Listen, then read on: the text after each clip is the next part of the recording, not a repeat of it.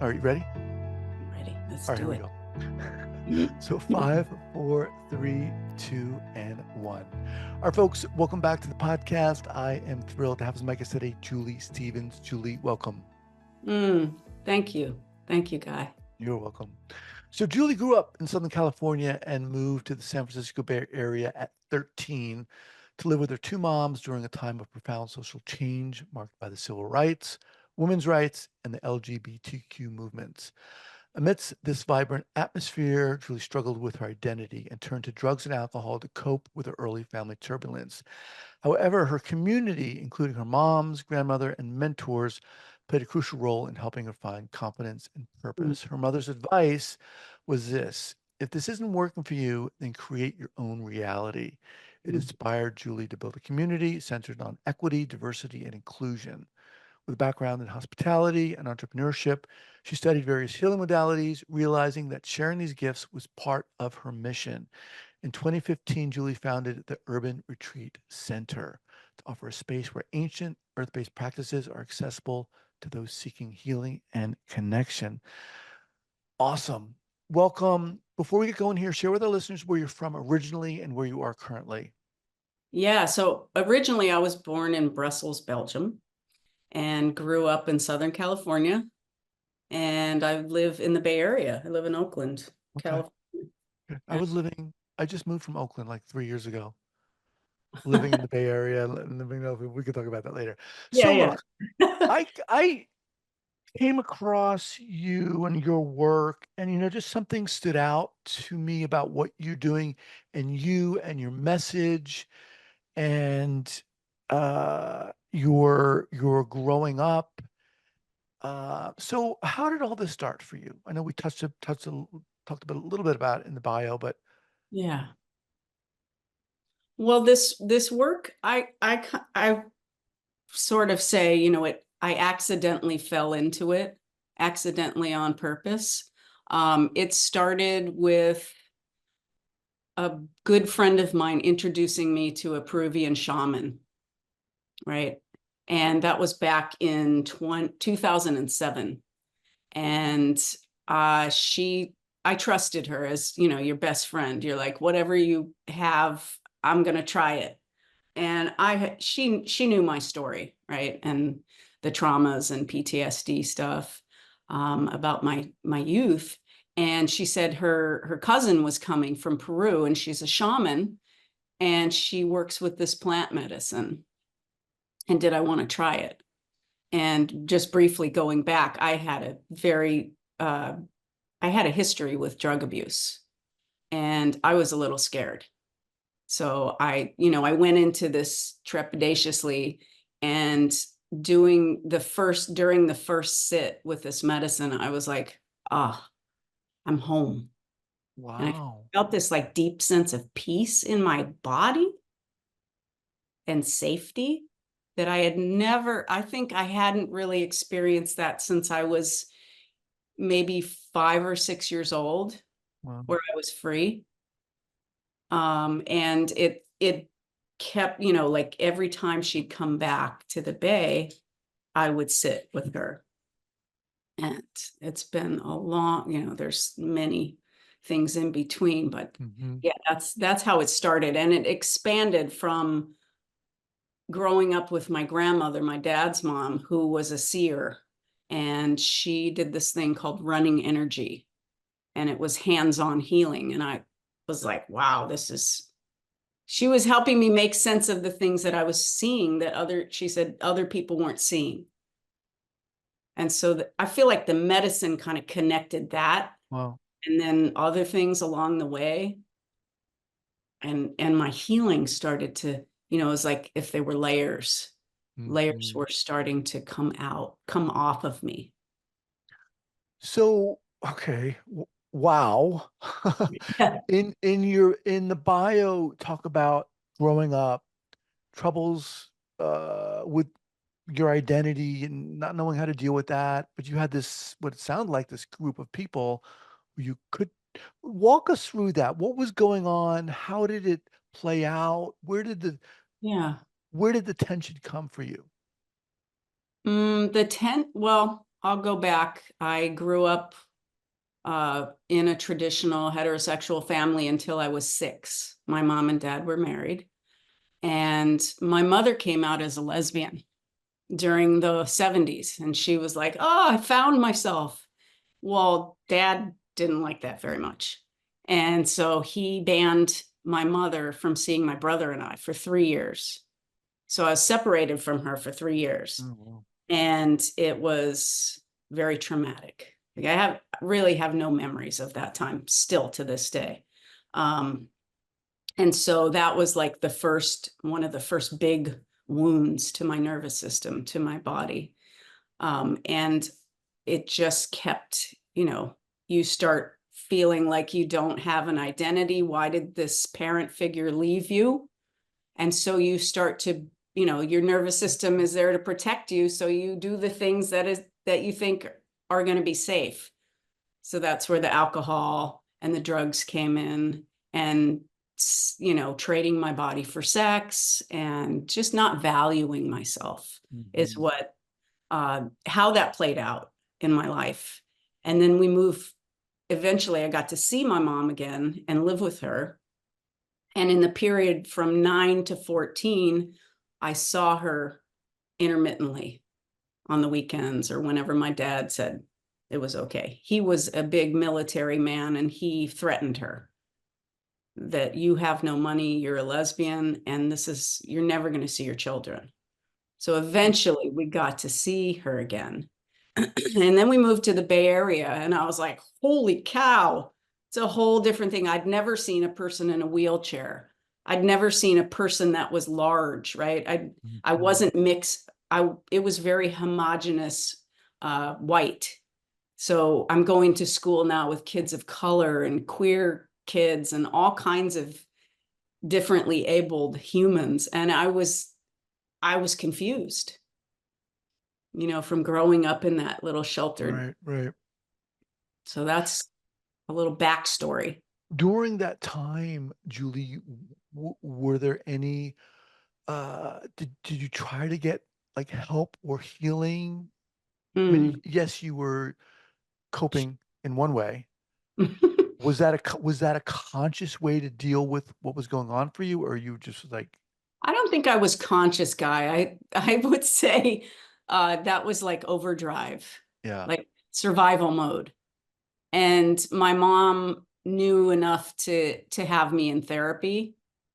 And I remember telling this therapist when I was 14 that I felt like I was walking around and I was in a movie, and everybody could see me, or I could see everybody, but they couldn't see me. Hmm. And years later, come to find out that's disassociation.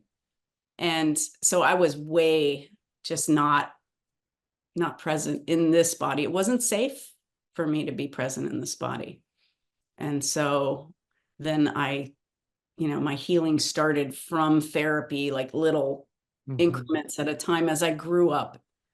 Not Okay. really as a young adult. I am surprised. I thought I wasn't going to live till I was 30. Was there a particular point at which things started to click for you in terms of healing? A certain point when it started to Was there a click. person you mentioned that shaman? That sounded like an amazing experience. Yeah, I mean, skipping forward into my adulthood, um, I I'll say my spiritual kind of breakdown point was in 2016. And I had been doing the plant medicine maybe once or twice a year and finding these profound messages from God consciousness or what have you. And my mother got diagnosed with Alzheimer's, and we were like super close, right? And I owned this very busy hair salon for 13 years, and I was juggling all the balls. Mhm. And when that happened, it was literally, I felt like there was like an ape or something on my chest, or an elephant. And I remember calling my manager from maybe 500 yards away from my salon in my car in the parking lot and saying, I think I'm having a heart attack. Oh, wow. I think I'm going to I didn't know what was to come. I had suffered TBI in my life. So that's another thing that I've healed myself from with this plant medicine. But with that being said, I didn't know, was my brain gonna bleed? Or long story short, I ended up going to the emergency hospital. They put all these things on you, and Mhm. I wasn't having a heart attack. Thank goodness. Yeah. I was having a major panic attack. And I knew that I had to do something and quadruple down on my self-care, my spiritual care, my emotional care, if I was going to make it through this Mm. life in this body. And that's when the breaking point, the breakthrough point came for me, one of the main ones. And I began to really, I started doing having craniosacral therapy to help heal my brain. Then I became certified in it to help other people. And all of those messages that had been happening in my life were like, oh, that's why that happened. Like it Mm. started to, like, these little bubbles of aha, and they started to click into place. And the messages were not about just healing me, but then how am I going to, I'm here for a greater purpose. And how am I going to help others that are inflicted, or their lessons are about, trauma and PTSD? And then all of the, if these are my worlds all around me, they started to merge: the Wow. healing, the plant medicine, the talk therapy, the craniosacral, the hands-on healing. And so it took me some years to figure out, like, what am I going to call myself? It's a big, like, what's the languaging around this? Oh, geez. So was that the beginning of the Urban Retreat Center? Right around that time. Yeah. Yeah. Around that time. And I remember this person, who's a Zen Buddhist nun.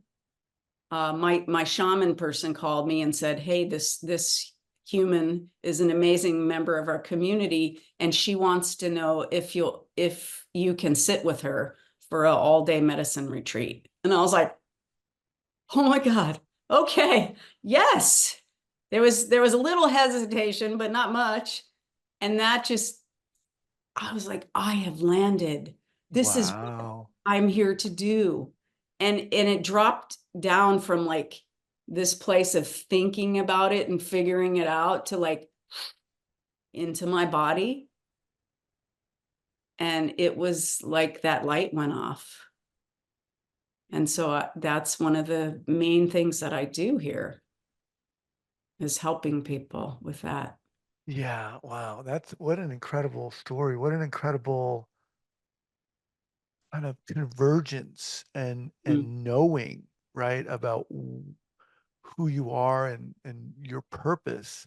I think so mm, many of us wish we had that conviction in purpose. yeah. So you have I know you have a program coming up. We're going to talk about that, but Yeah. just give our listeners a thumbnail of what do you do at the Urban Retreat Center? Well, that's a good question. What I do at the Urban Retreat Center, when I bought this house, I was very blessed to, have the down payment and get that going. I started to get messages that were about, like, this piece of land, which is Ohlone Uchin land, is for community. It's always been for community before the houses and everything were here. So we're going to help you, and we're going to show you places: digging out the fire pit, making a water feature, putting in a hot tub, like all of these things. I wasn't sure how they all fit in, but I was going on faith. And then people started coming, and my shaman friend would come, and people would come and sit in medicine. And as I told you before, the Buddhist nun had came to sit with me, and I started, like, expanding what my human brain could really comprehend and think of, as to, like, oh, okay, what do y'all want this to be? Because it's Mhm. our community space. So now I do group plant medicine ceremonies. I work with one-on-one clients for day-long plant medicine healing, which can include hands-on as well, healing. I do women's moon circles and fires. And I also host people who are in the spiritual healing, whether it's art therapy or making like herbal tinctures to heal your body. I host teachers who come Hmm. and lead workshops. So it's Wow. a myriad of things. You also said you had a 3-month program coming up. What is that specifically? Yeah, I'm really excited about that. I'm glad you asked. So this is like I'm so excited about this program. It's like I said, bringing all of the modalities that I've been gifted with knowing. It's called Homecoming, and it's a 12-week program that is an online group course, or Oh. on, what people are calling their teachings and learnings and all the things. And it's based on 5 of the messages that I've been downloaded from spirit around healing the nervous system, right? So it's practical and it's theory. So Hmm. it's like one session will be about like, what is this and how does the nervous system work, and why am I processing this and having these symptoms in my body? And then the following week will be about, okay, here is the tool, and we practice it. I teach it to them, we practice it. And I think one of the last sessions is around integrating these tools into your daily practice, right? So you can build that up and have what I call the tool belt. Hmm. And practice these things. So it's not just in an emergency Sure. situation. And then in the middle of the program, I'm hosting a 1-day, it's going to be a VIP plant medicine in person. And so the participants will come to, I'm not sure exactly the location, but we're going to do it in Oakland in the Bay Area. And it'll be a 1-day completely safe container being held with myself and somebody who's going to assist me. And that's really about, I've structured it so we start at the foundation, Hmm. and then we learn these tools and practice them. And then we get to really see, oh, okay, how can I drop out of here into here and begin the healing or continue the healing from my heart space? And this plant medicine is a heart opener, and it turns off our ego brain, and it turns off that conscious, I call shoulda, coulda, woulda Hmm. brain, and it drops you into gentle and profound messaging, and really your own messaging that we've been, squirrel, we've been like taken out of that. Oh, I can't Yes. pay attention to that because I got to do the thing and you don't Right. understand or Right. whatever. So So yeah, 12 weeks. Is that meeting once a week online? How many times? yes, it's going to Oh, be once a week online. I've got it written down here. okay. Um, yeah, weekly 1-hour calls, possibly an hour, 15 minutes, depending on how it goes. And then they'll also be in a community group, like a WhatsApp group. So Hmm. in between, they have support, and they also have a like-minded community. Because I think Right. it's so important is healing what I've learned in my life. It's not about me. It's not just about me. It's about how do we heal in community? And I think, especially in the Western culture, we're taught that we're just this compartmentalized Yeah. person. And when I've really, the medicine and those cultures have taught me to like, oh, expand Right. out of that narrow thinking. Julie, who would you say this program is for? Hmm. This program is for people. who are wanting to experience and feel safety and connection in their body, right? Someone who's looking to learn to self-regulate from anxious to calm, self-regulate their nervous system. It's a lot of people. I'm thinking about myself. Especially since the pandemic, right? Nobody's Yeah, really talking about that. Like, whoa, shit, we went through a global shift yeah. and we're supposed to just come back online. It's also for someone who's looking to be an integral partner in their own healing. Right? As I was saying, like I've learned to contact, I feel humbled and privileged to be able to know like, oh, okay, how do I access and turn on the healing in my hands? Because we all have it. And then put it on my body and see where it wants to go.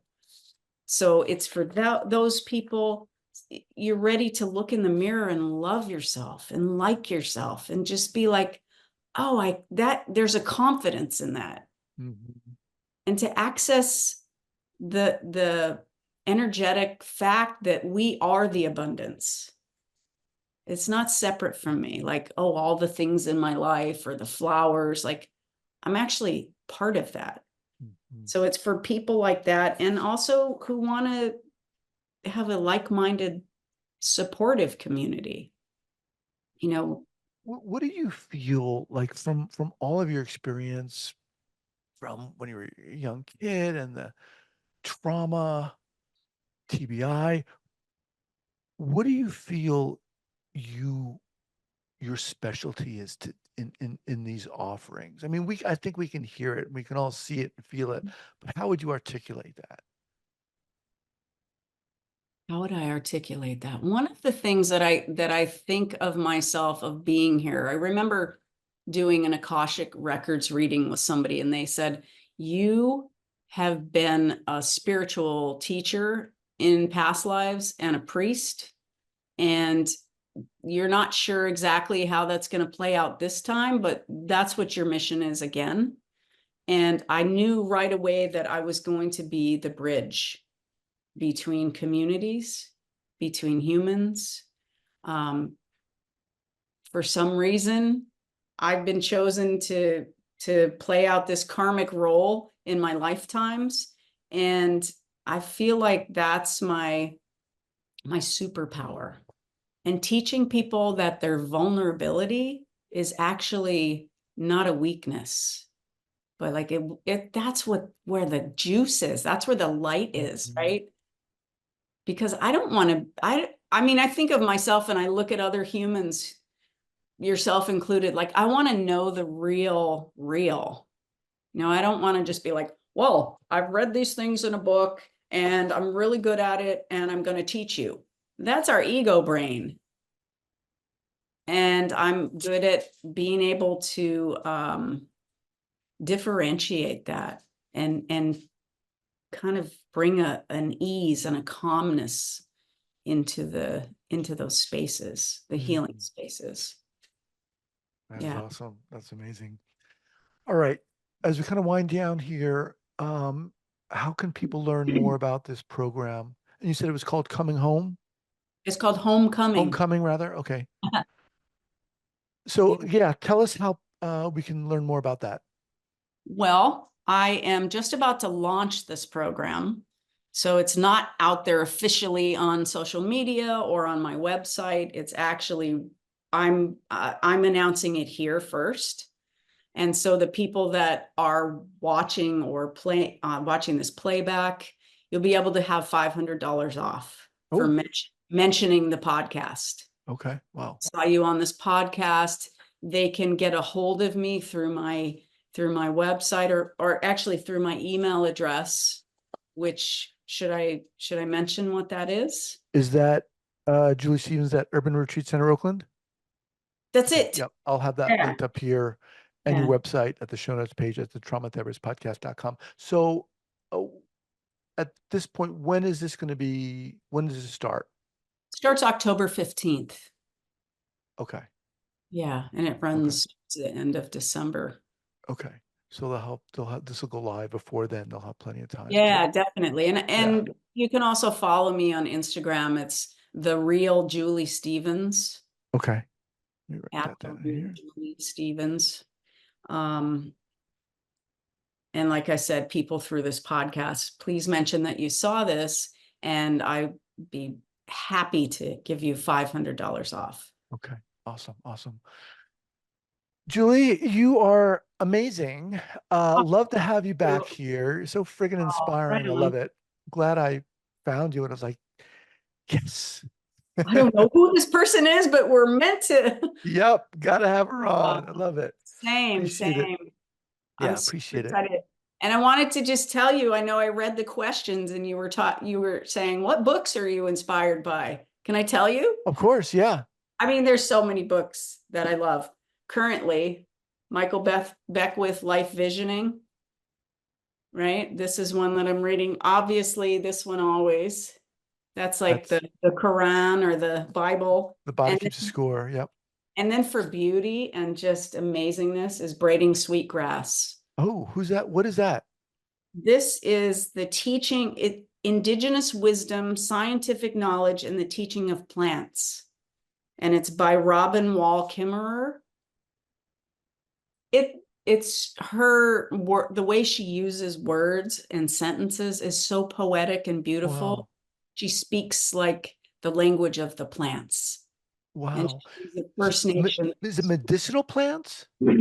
Yeah, some of them Okay. are medicinal plants, and just really about her childhood as an indigenous woman Huh. and her culture, and it's woven in this. Oh,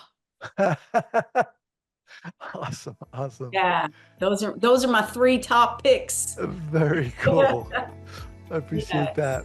Well, look, like I said, love to have you back and look forward to voting and sharing your work. I appreciate you, bro. All right. Take care. Look forward to it. Bye bye.